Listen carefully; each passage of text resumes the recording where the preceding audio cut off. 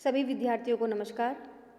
विद्यार्थियों, आज हम विस्मृति कम करने के उपाय या वेज ऑफ मिनिमाइजिंग फॉरगेटफुलनेस का अध्ययन कर रहे हैं। यह आपकी यूनिट 3 का टॉपिक है। इससे पहले हमने स्मृति किसे कहते हैं, इसका अर्थ एवं विस्मृति की परिभाषा का अध्ययन किया। विद्यार्थियों, स्मरण का तात्पर्य है कि जो चीज़ें आपने लर्न की है या याद की हैं उन्हें वापस पुनः स्मरण करना। जो चीज़ें आपने सीखी हैं उनका पुनः स्मरण करना, और जब आप पुनः स्मरण नहीं कर पाते हैं तो उसे हम विस्मृति कहते हैं। तो विस्मृति को किस प्रकार कम किया जाए, इसके कुछ उपाय हैं जिनके बारे में आज हम डिस्कस करेंगे। पहला उपाय है पाठ की विषय वस्तु।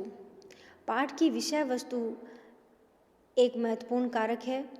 आप जो पाठ याद करना चाह रहे हैं, यदि उसमें आपको इंटरेस्ट होगा तो आप उसे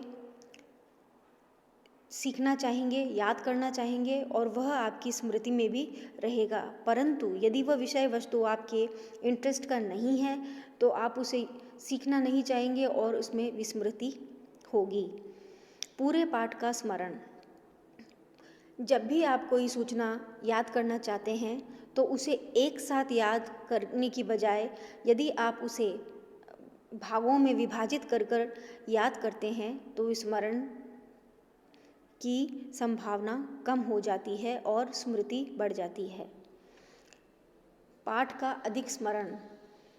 यदि आपने कोई सूचना या पाठ याद कर लिया है या सीख लिया है तो यदि उसे आप स्मरण करते हैं तो स्मरण रिकॉल है और रिकॉल ही पुनः स्मरण है।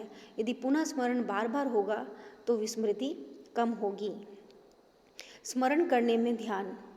जिस भी सूचना को या पाठ को आप याद करना चाह रहे हैं या अपनी स्मृति में रखना चाहते हैं और चाहते हैं कि विस्मृति कम हो, तो आपको स्मरण करते वक्त अटेंशन या ध्यान देना आवश्यक है।